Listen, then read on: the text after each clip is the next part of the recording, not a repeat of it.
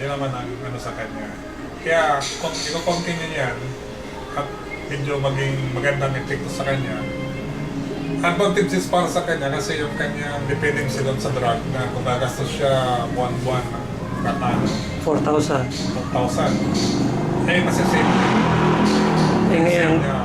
ngayon ang ginagastos na lamang niya ay 350. 350. Actually, kung mag-umpisa na siya doon sa 1 teaspoon a day after 2 weeks, siguro yung kanyang 1 pack, baka ano kayo, halos 1.5 or 2 months. Siguro. Simple, ano? Mhm. So maganda. Para sa akin, dumating ito, parang napakagandang pagkakataon. Although masasabi ko okay kayo lang. Kasi kung noon ko pa nakilala si Pastor at nasubukan yung herb drinks, at least sana nasubukan mo sa magulang ko. Yun nga, ano. Yun nga lang, Na-save. hindi na inabot. Ganun talaga siguro ang tadhana. Siguro kaya ngayon biglang dumating. Siguro may purpose ang Lord. Amen. Kaya namin nakilala yung Hermes, subukan. Para makatulong sa amin, magawa kami ng kung ano man na kakaganda para sa Panginoon. Amen. So, yan. Actually, sinasabi ko nga kay Pastor na itong Hermes, base doon sa mga testimonya mas mga iba niyang kakilala bukod sa amin, lubhang napakaganda kasi alam mo naman marami sa ating mga kababayan na mahihirap. Pangalawa, yung ating gobyerno pagdating sa health, sa wellness, wala naman tayo hindi naman lahat ng tao, mga Pilipino covered ng PhilHealth. Ngayon, yung PhilHealth, hindi naman totally hindi naman total yung support ng government para tustusan yung pangailangan ng mga Pilipino sa nagkakasakit. Napabawasan lang yung bayaran ng mga tao ng ilang percent, 20%, 50%, 50%, pero still, yung mga tao mag-share out pa rin para sa gamot, para sa mga pangailangan nila. Pero with this Hermes, kung sakali lahat ng mga Pilipino masubukan inumin,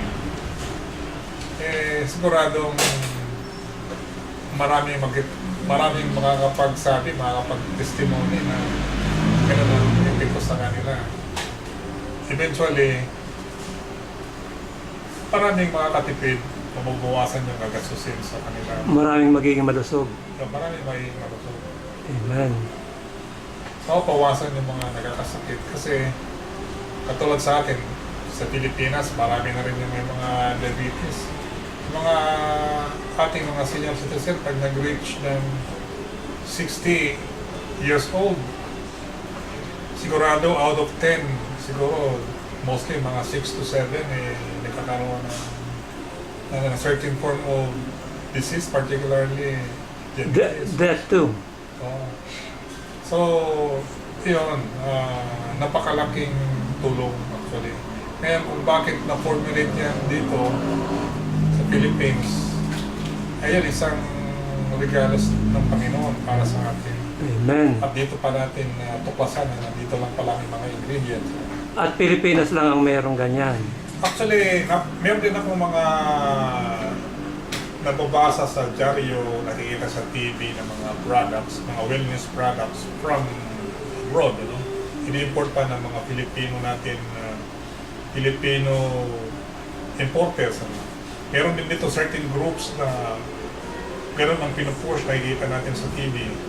Pero yung kanila, iba yung ingredient, ibang ginagamit, yung mga cod liver oils, liver oil from fish or aquatic animals. ito ang isa, di ba, yung mga nauna, yung mga squalene, recently yung laminine. Ang ingredient nila, ayan, sa liver oil ng fish, yun nakakatunaw sa, according to them, nakakatunaw ng mga bad cholesterol sa body. Meron din, marami din sila mga testimony na sinasabi na nakakapag-cure, okay? Pero siyempre, yung kanilang product, pinupush sa market in a capsule form, ano? So, mahal na rin. Kung mag-take ka, mahal na rin. Samantala, kung herb names, dito natin nakukuha naturally yung kanyang mga ingredient. At mas potent actually. Kasi immediate yung mararamdaman mo sa yan ang aking mga pananaw at napansin sa herb names. Alam ka na. Sana subukan nyo rin kasi mukhang malaking ginawa kung kayo talagang naghahanap ng kasagutan na kung anong makakatulong sa pangatawan ninyo, kung meron kayong mga nararamdamang sakit, subukan nyo itong Herbin kasi itong Herbins sa aming naranasan okay siya. Kumbaga kahit masugatan ka, nasugatan rin ako actually. Pero napansin ko nga base sa sinabi ni Pastor, nasugatan ka bilis maghilom.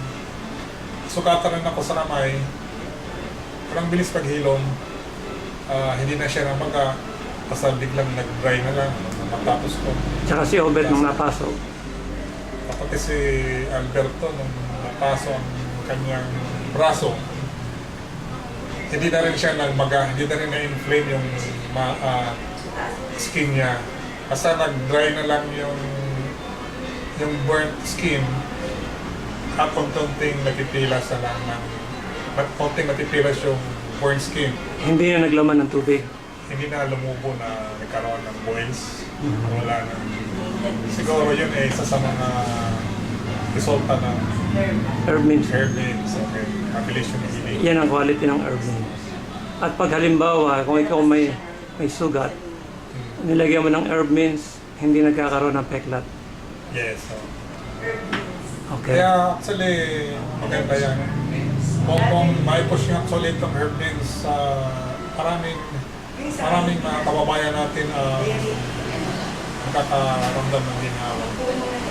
At kung ito may push pa natin sa ibang bansa, siguradong makikilalang Pilipinas sa Herbins o makikilalang Pilipinas bilang isang wellness exporting wellness product exporting country.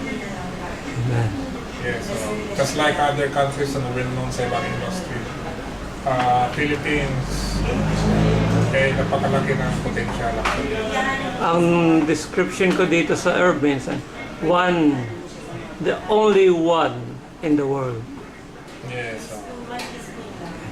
Kasi actually, ang herb yan kung titingnan mo talaga yung kanyang the way, paano na-umpisahan siya, paano na-formulate. Parang may guidance ng divine